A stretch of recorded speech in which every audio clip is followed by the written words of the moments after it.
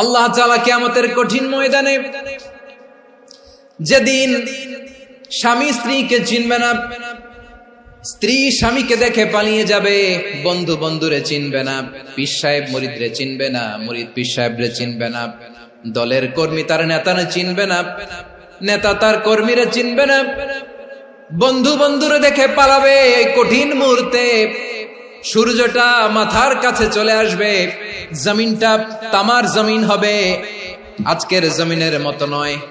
মানুষ ঘর্মাক্ত, ক্লান্ত, শ্রান্ত মাথার মগজগুলো কানের ছিদ্র আর নাকের ছিদ্র দিয়ে বেয়ে বেয়ে পড়বে।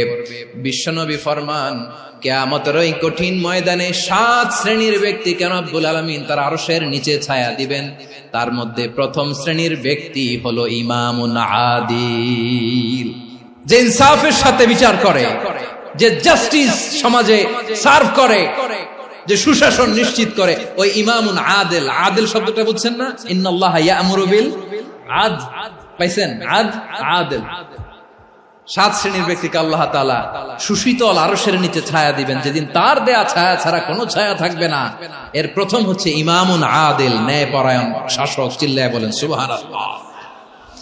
আবার বিশ্বনবী বললেন, ইন্নাল মুকসিতিনা ইনদাল্লাহি আলা মানাবিরা মিন নূর আন ইয়ামিনির রহমান। কিয়ামতের দিন যারা ন্যায় পরায়ণ হিসেবে আল্লাহর সামনে দাঁড়াবে, কিয়ামতের দিন রব্বুল আলামিন তার আরশের ডান দিকে ওই ন্যায় পরায়ণ লোকদের জন্য আরশের ডান দিকে একটা নূরের মিম্বারে তাদেরকে বসার সুযোগ করে দিবে।